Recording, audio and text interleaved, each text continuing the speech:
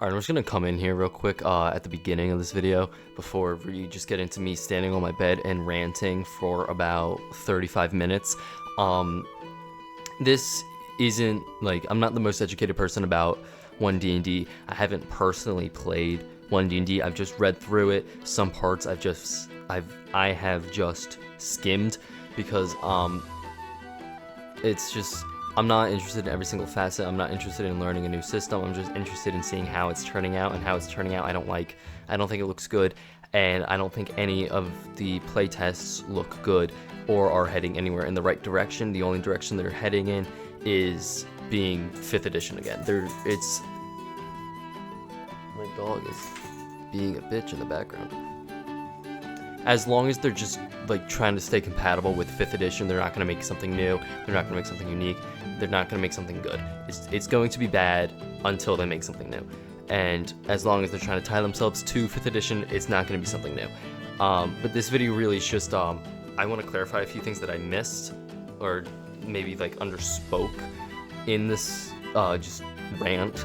But I also just want to say out the gate that this video is supposed to just be like a detractor, almost just a recommendation to not invest any real effort into One D&D, because Wizards of the Coast isn't making good stuff. Their past books haven't been good. Phandelver and Below was not good. The Book of Many was not good. And like it's pretty just commonly agreed upon. They have gone down in quality, and I don't see why that's gonna all of a sudden change when they're not really changing anything about the game. I don't have any faith in One D&D. I don't have any goodwill in Wizards of the Coast. The OGL Crisis was stupid. They hired the fucking Pinkertons. Like, I know that was all just about a year ago now, but it's still very present because Bob World Builder made a video going over like all the promises they have and have not fulfilled, and they haven't fulfilled a lot, and I don't see them fulfilling a lot. And also they're owned by Hasbro. They're a corporation.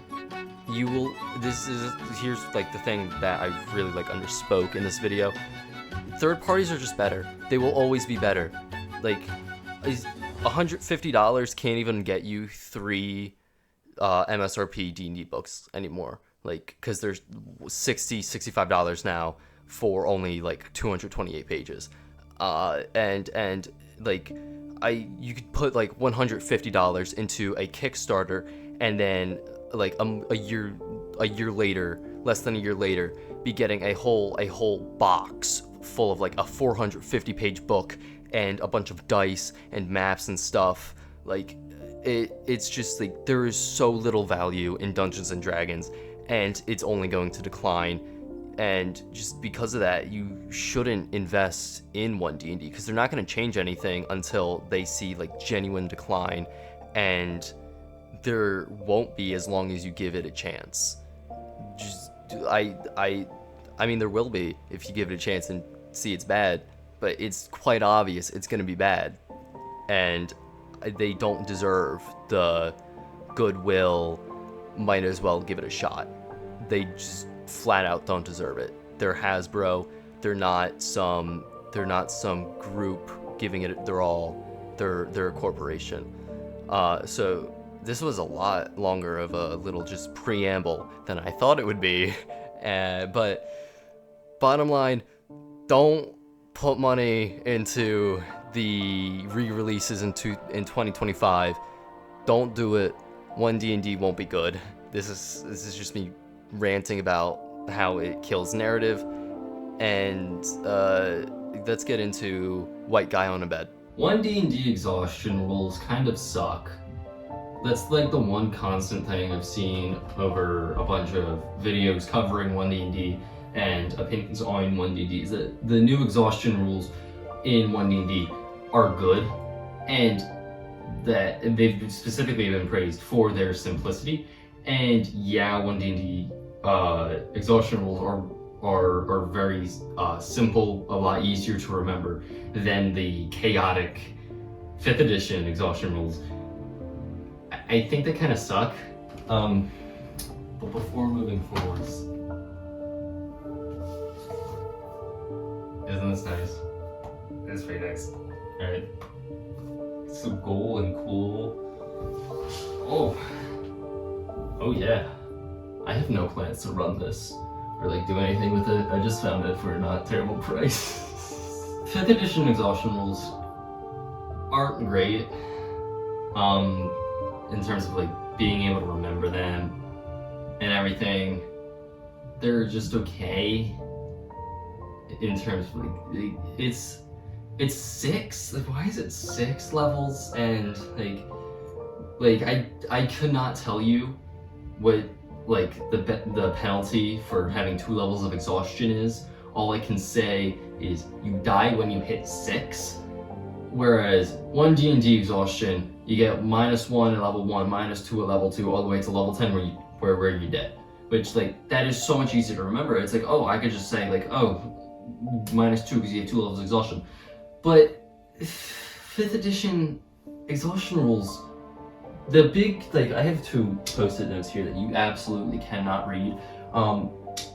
The big one is there's big 2 problems. I've already mentioned one of them. It's seeking simplicity. I've called it video game simplicity. It's just like quick math that a computer does instantaneously. It's like video games like this is like my overall problem with One D&D.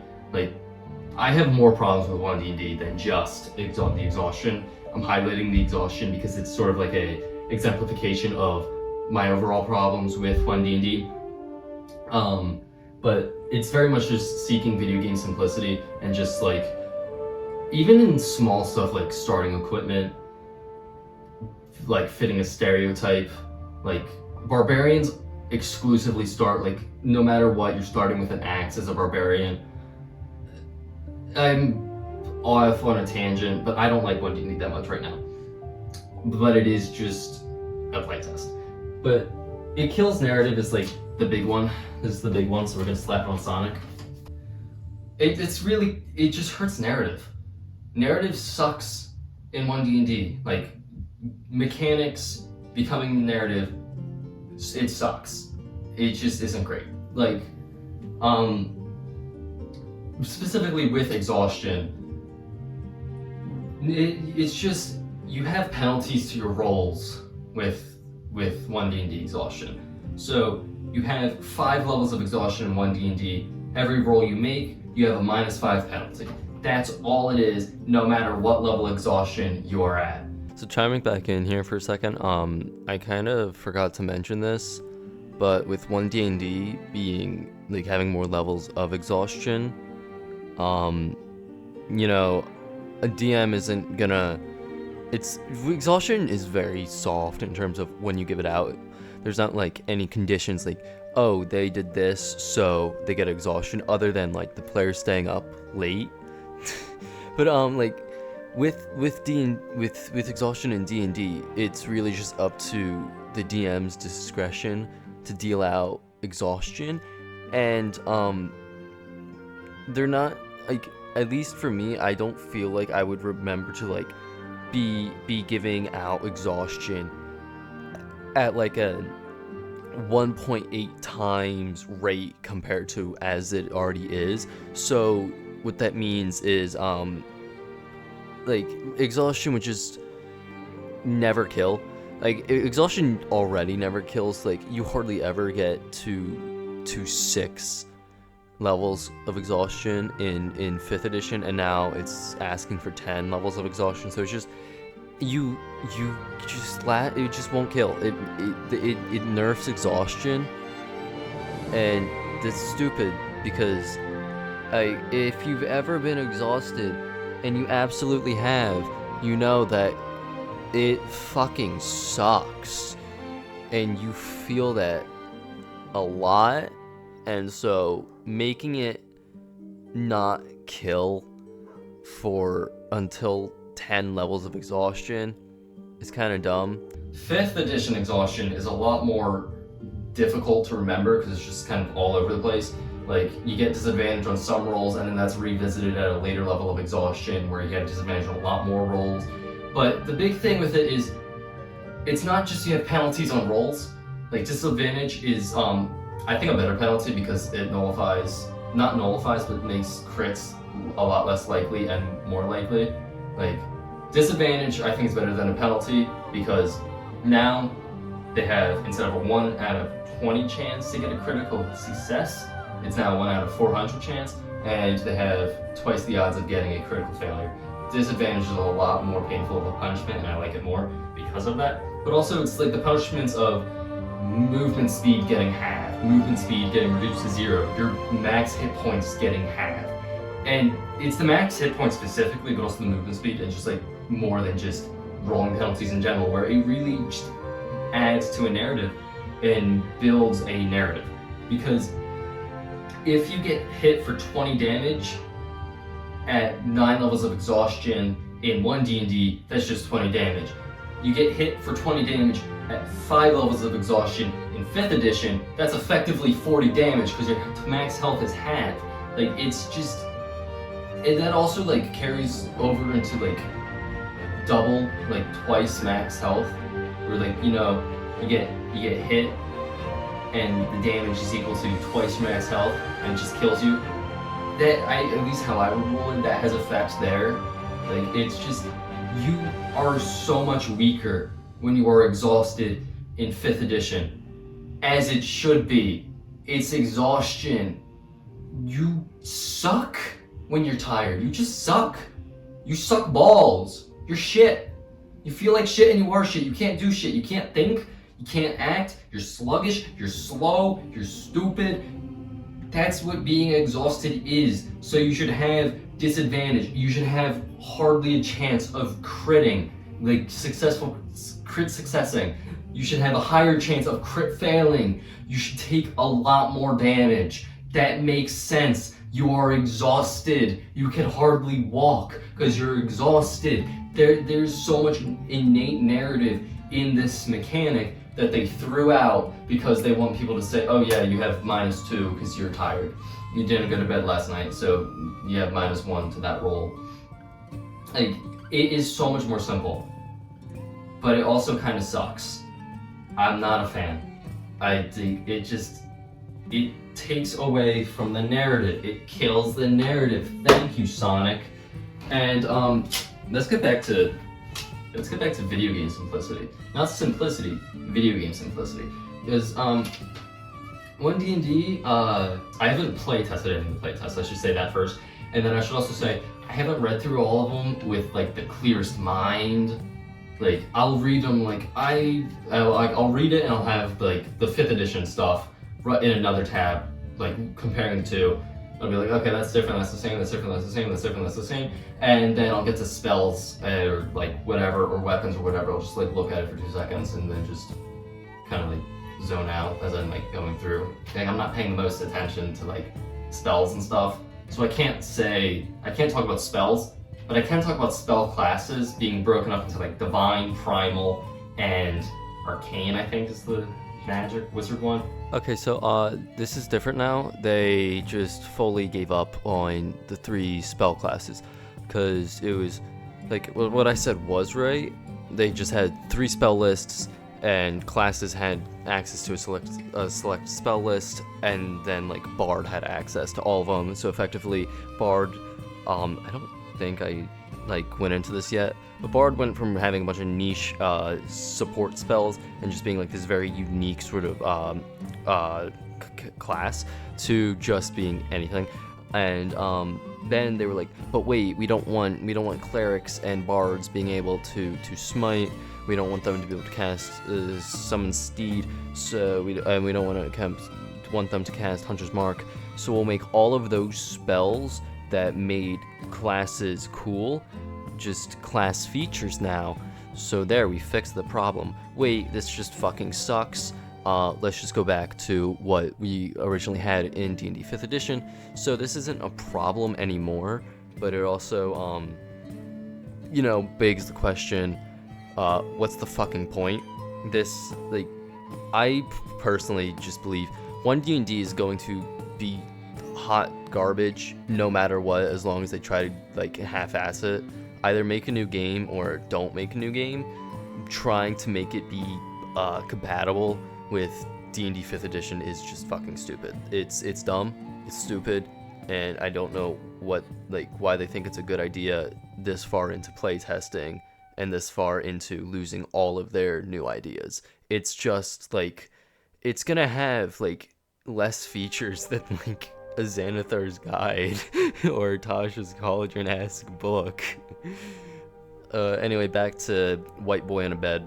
And I was looking at the Bard subclass as of the 6th playtest, and it just, there's oversimplification.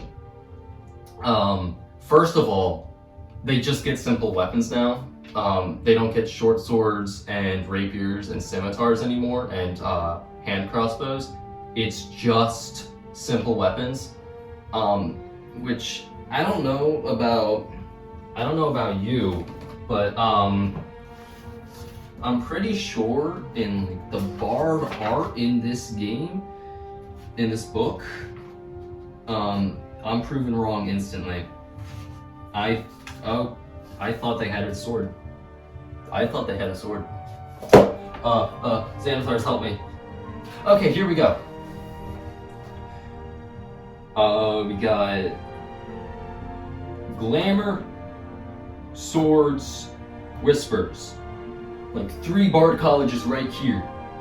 The one about swords is using a dagger and has only like daggers on her. But then the glamour one, that's, I can't say like exactly what kind of sword that is, but it's not a dagger. Those are swords. Those are like full-on swords. It could be a short sword, it could be a rapier. It looks like a rapier because it's got like it looks like a rapier. And then also Whispers also has a rapier. They have swords. They have rapiers. They have swords. And if I look in Tasha's, I bet you they also have swords. And they said, haha, no, they can't get swords anymore. And I don't know why. Like, why?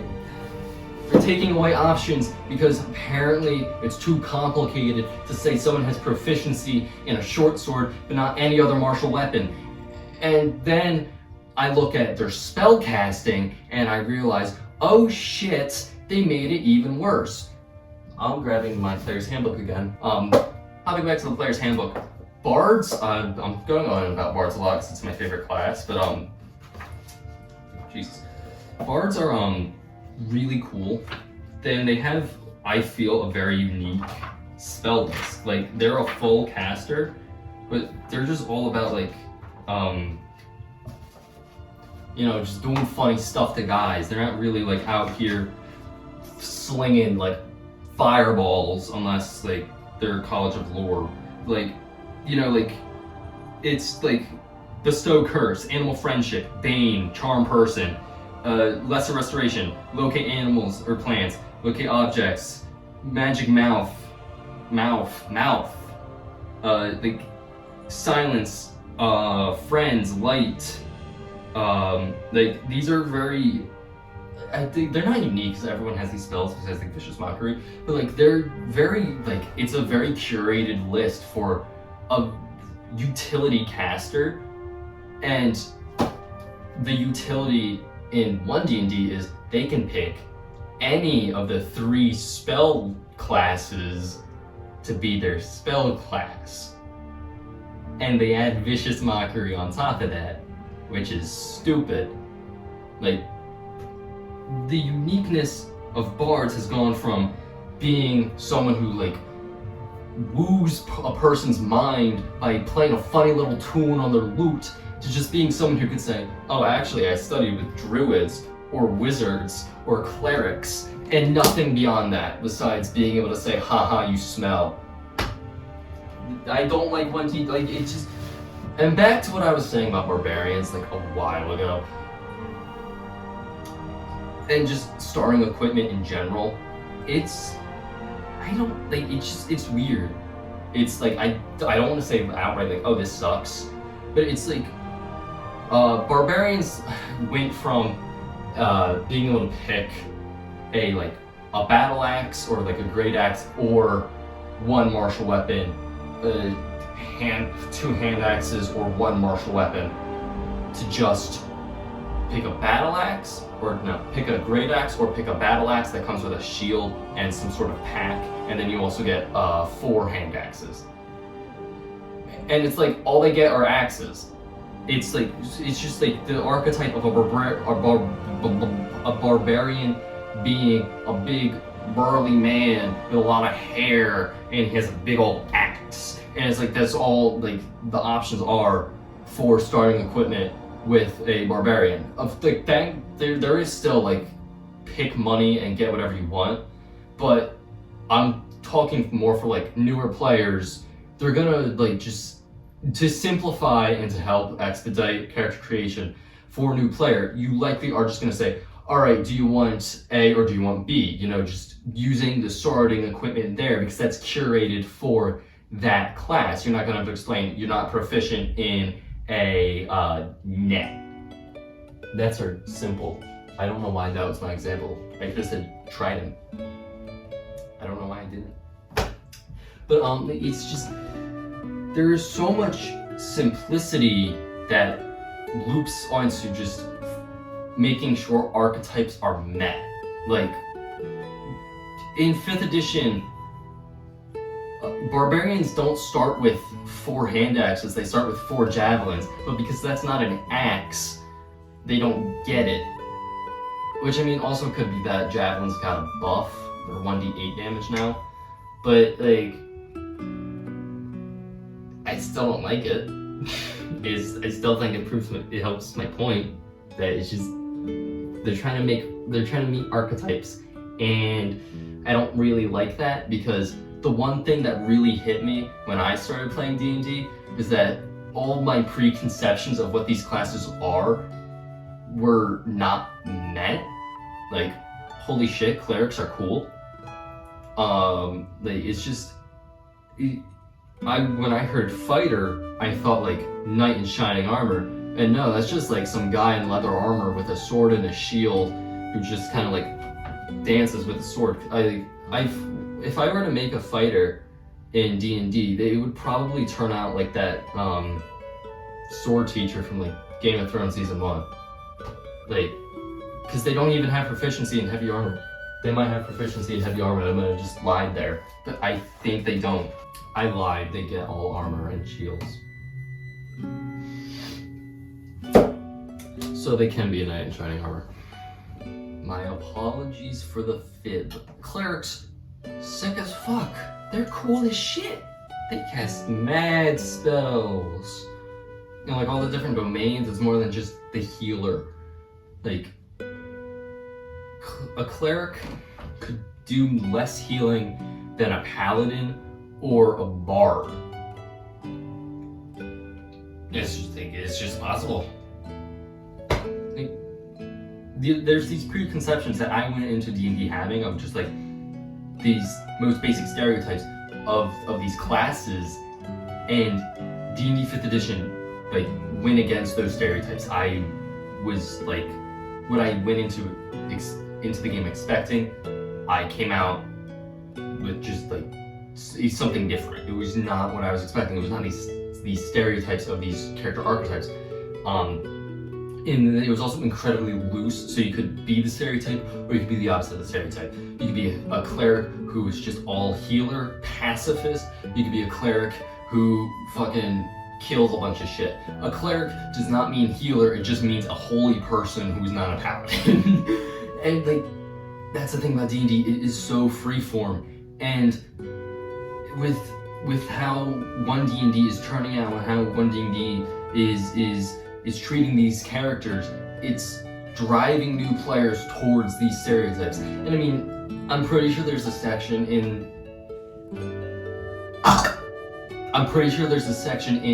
the player's handbook that's like, if this is your, like the quick build section of a cleric is like, pick the life domain if you want to be a healer. I'm opening the book again. Cleric, quick build, no. I'm pretty sure there is somewhere where it does recommend like new players should pick the life domain cleric, like it's, or I think it's just like that's designed as like the baseline for clerics, but still, you could go really far away from Life Domain Cleric into something wildly different. And it's just, nowhere is it explicitly said in here, if this is your first time playing a cleric, choose a Life Domain Cleric. It just is like, cool. And it's just, I don't know, I don't know. It's a lot more guiding towards these stereotypes that I was so appreciative weren't like found when I first started playing this game, that I kind of really like. And it's just that I like it a lot because it feels so open and so much my own thing, as much as I have been spending on it being not my own thing. Like, it's very unique, it's very personal, ignore the big pile of uniform books, and that's something that I feel like it's turning away from with One D&D, especially with every class becoming a lot more uniform. Like, the classes get their subclasses between levels 1, 2, and 3. Because narratively, looping back to Sonic over here, narratively, some classes it makes more sense to get it at 3rd level. Other classes it makes more sense to get it at 1st level. Like, clerics, it makes sense to... I'm not going to talk about clerics until I know for sure. Clerics, it makes sense to get their subclass at 1st level. That's their divine domain. It's dependent on their god. It's like, well, not dependent on their god, but like, it's definitely influenced by their god. It's hard to believe it's certainly possible, but it's very unorthodox for a trickery domain cleric to be a disciple of, I don't know, what's a good god? Baphomet? No. Baphomet is a demon. Tyr. Like, what was I thinking of? Baphomet. Oh, I was thinking of the good dragon. The good dragon.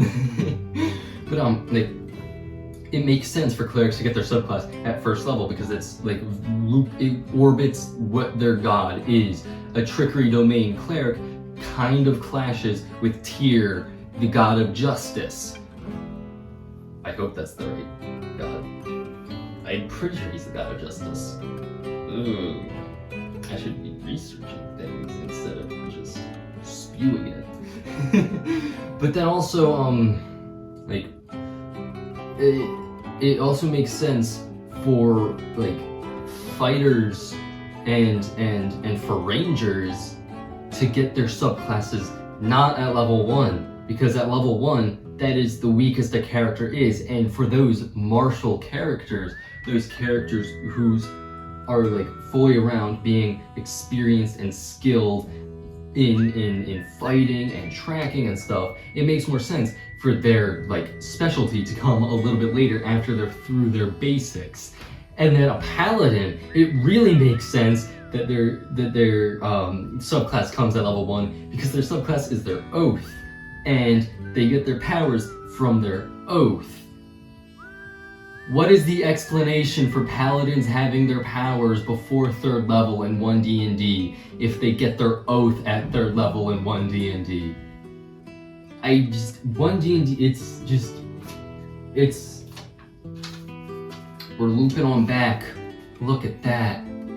It's seeking just an extreme simplicity, an extreme uniformity that feels derived from a video game. It feels playing into these archetypes that I felt imposed through video games that were smashed by this game. They are now going back on, and it just ultimately kills narrative.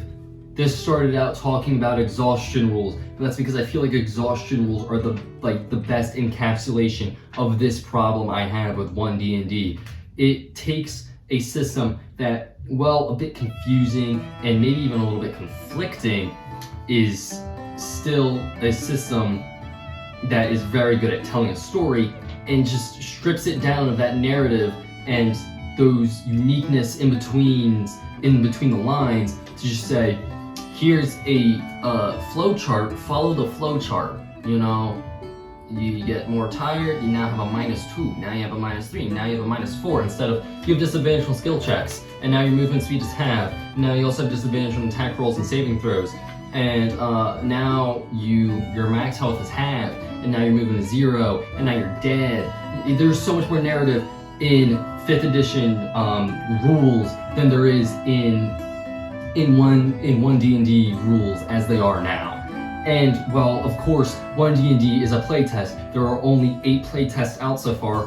I don't know how many more they're gonna do, but probably not too many more. I know the reprints got delayed already. Like, it's no longer meeting the 50th anniversary. But, like, the reprints of the 3 core rulebooks isn't till 2025. But, I don't know, it feels like if we get a lot more playtests, that's a little late for something that would be printing and released in a little over a year. We got a little bit over a year until I expect the reprints to come out. And so, of course, One D&D is still just playtests, but it's probably not far off from the finished product, and this oversimplification and unification of all the different facets of D&D is something that's pretty constant throughout the One D&D playtests. So while this is all based off of playtests, based off of Unearthed Arcana, it's still not like fully different from what One D&D is probably gonna turn out as next year. And that kinda sucks.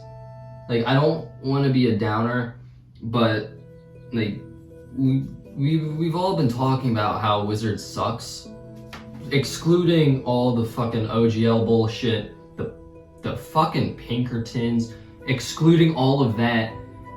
These books have gotten worse over time. They're not as good as they're not as good anymore, and I don't see how that's all of a sudden going to change as they're making reprints of really good books.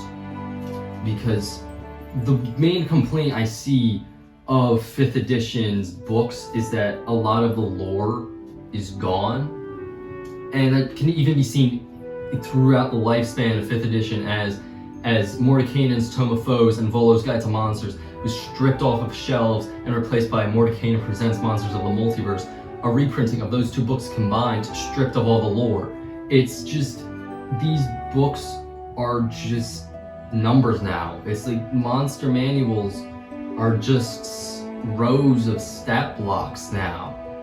And that sucks, because it's taking away from what makes D&D really good, and that's the flexibility of the narrative that it can tell.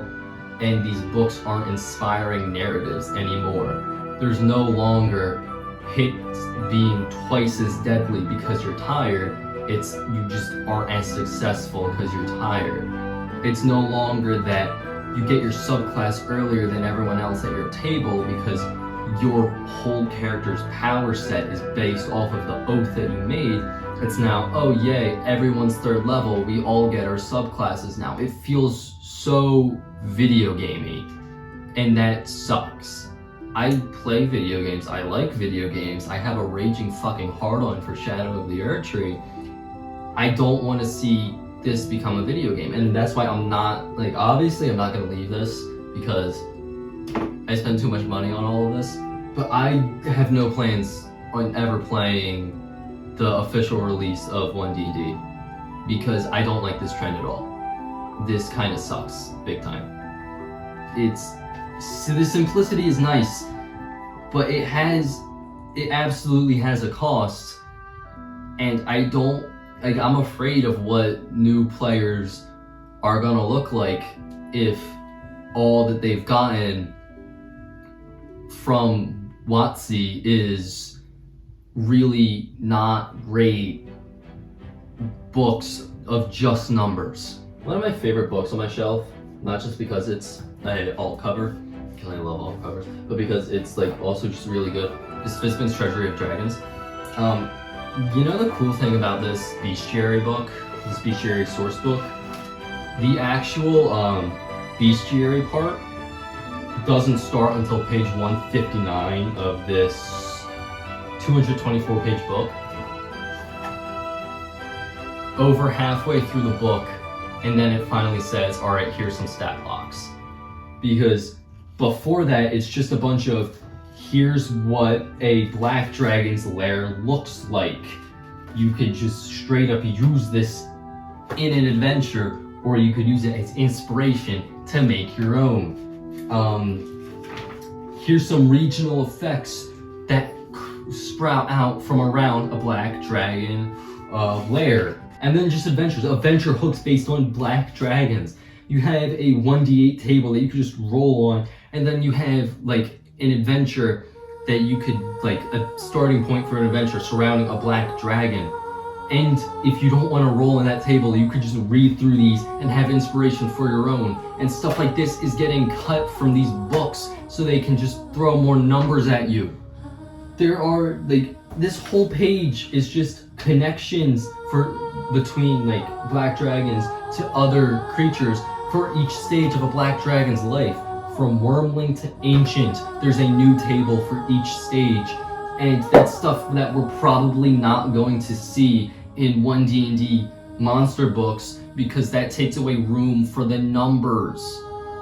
I obviously can't, like, I've said this already, but I obviously can't say, like, how, like, what One D&D is going to be like when it releases, because it's not out yet. But with the trend based off of the playtest, I don't have any inspiration or hope at all. I don't plan on playing One D&D when it releases. I'm sticking with this. I am seeking out copies of Volo's Guide to Monsters and Mordenkainen's Tome of Foes to have the original releases that still have the lore intact. And then I might pick up Rime of the Frost Maiden and I'm done. Like, from there on out, this is done. I'm going, like, third party only. I've already supported a couple Kickstarters. Like, I'm not giving Wizards any more money. I stopped for a while because of OGL and stuff, but like, it's like, I don't like giving companies money. I feel I feel like that should be like out front and said, but there's still like the WotC, the Dungeons and Dragons brand. I like that because it is the brand that got me into this hobby that I really like, and I'm done with it. I'm pretty much done because they don't know how to make a good game anymore. So, see you with when 6th edition comes out, after they're trying to cover their bases for a shitty 4th edition 2.0.